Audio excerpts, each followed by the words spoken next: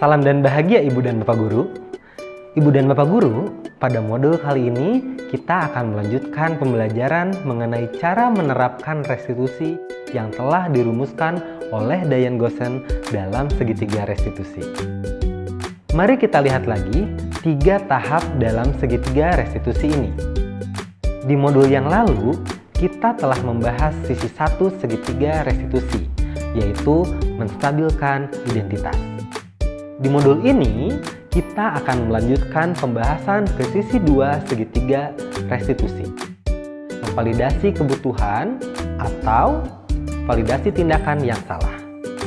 Atau dalam istilah dosen, validate the need.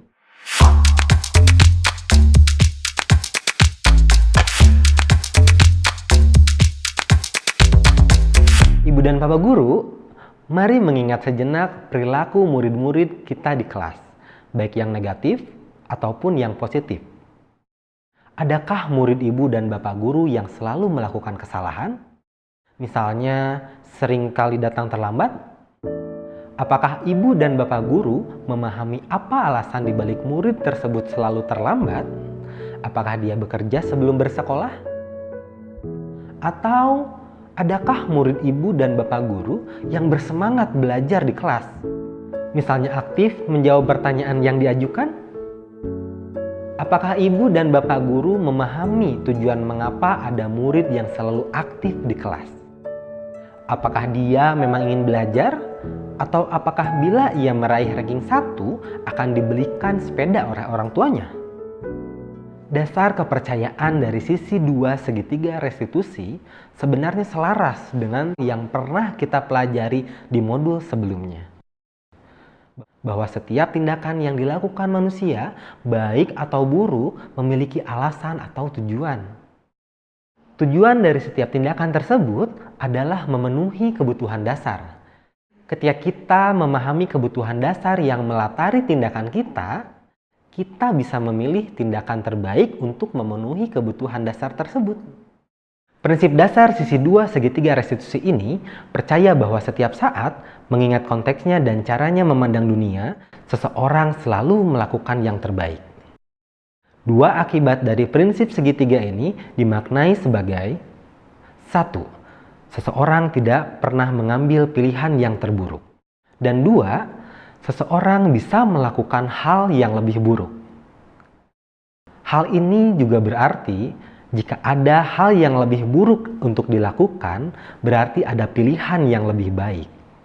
Restitusi tidak menyarankan guru untuk menyampaikan pada murid bahwa perilaku negatif atau melanggar aturan adalah hal yang baik. Tetapi dalam restitusi, guru harus memahami alasannya.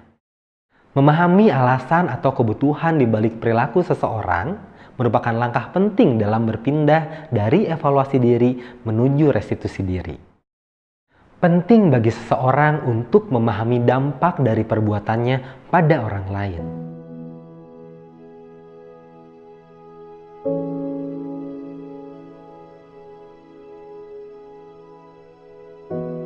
Dalam restitusi disiplin diri, terdapat istilah collapsing conflict atau meruntuhkan konflik.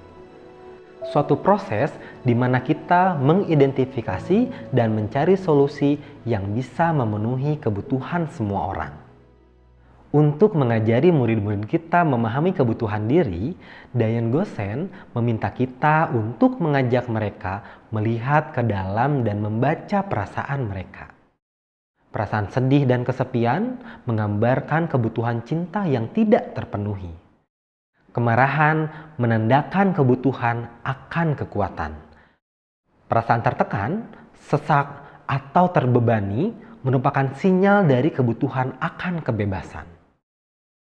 Murid-murid perlu memahami bahwa perasaan negatif mereka merupakan sinyal yang memberitahu bahwa ada kebutuhan diri mereka yang butuh dipenuhi.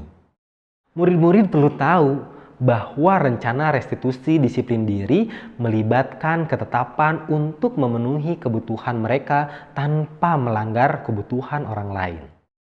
Ibu dan Bapak Guru, kita simak yuk cerita pendek berikut ini. Betul kamu menggigit Norce? Iya Bu, dia mengambil bekal saya. Apakah menggigit membantumu menyelesaikan masalah? Dia tidak mengambil bekal saya lagi.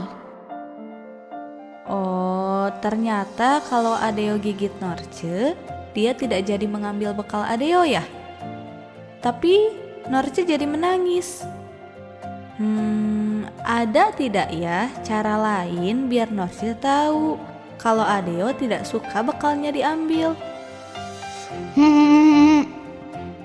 Apakah kita perlu mencari cara supaya kamu bisa tetap membela diri, tapi tidak ada teman yang menangis?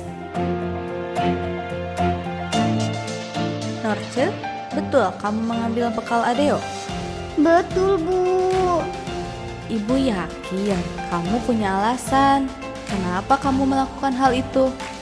Adeo bukannya lucu Bu kalau saya mengganggunya.